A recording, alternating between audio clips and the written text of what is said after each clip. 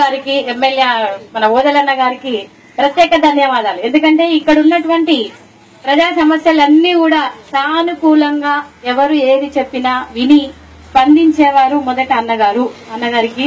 అలాగే మన యాదవ సంఘం జిల్లా అధ్యక్షులు సదానందమన్న గారికి, తర్వాత యాదవ సంఘం గొర్రెల మేకల పెంపకందారుల సహకార సంఘానికి అధ్యక్షులు అన్న హనుమన్లు యాదవ్ గారికి, హేమలత ఎంపీపీ గారికి, అలాగే ఇక్కడికి వచ్చినటువంటి నా సోదరిమణులు సర్పంచి, ఎంపీటీసీలు, మా కాజిపల్లి గ్రామ సర్పంచి మదనన్న గందాక మన హేమలత చెప్పినట్టు యాదవ సంఘానికి రిలీజ్ అయినటువంటి చెక్కులు అందజేయడానికి ఎమ్మెల్యే గారు అలాగే మన సంఘం జిల్లా అధ్యక్షులు కూడా ఇక్కడికి రావడం జరిగింది. మనకి యాదవుల అభివృద్ధి కోసం అనేక రకాలైనటువంటి ఎన్నో అభివృద్ధి కార్యక్రమాల కోసం ఇంతకు ముందు ఎన్ని రకాలుగా మనం అడిగినా అర్చించినా ఎన్ని రకాలుగా లోన్ల కోసం అర్జీలు పెట్టుకున్నప్పటికీ గత ప్రభుత్వాలు స్పందించలేదు. మనకి లోన్ల కోసం వాళ్ళు షూరిటీ ఇవ్వలేకపోయినరు.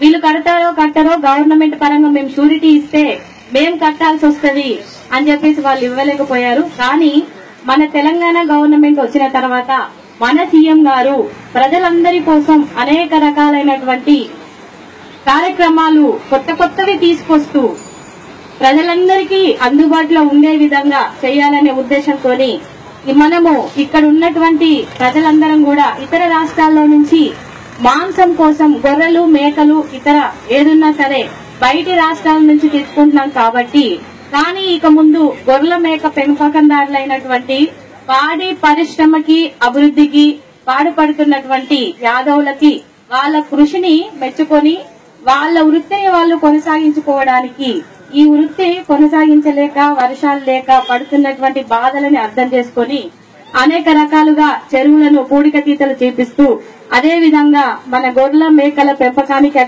అయిన అవసరమైనటువంటి లోన్లని మనకు సమకూర్చాలనే ఉద్దేశంతో స్టేట్ గవర్నమెంట్ ఒక మన మీద మనకి నమ్మకం అంటూ ఏర్పడాలి. ఎవరి గ్రామంలో వాళ్లే ఉండాలి, వేరే పనులకి వీళ్ళు వెళ్ళకూడదు, వీళ్ళ వృత్తి ఇదే అని చెప్పేసి మనకు అత్యధికంగా లోన్లు ఇవ్వడానికి ముందుకు వచ్చింది. మన గవర్నమెంట్ కూడా షూరిటీ ఇవ్వడానికి ఒప్పుకున్నది. 4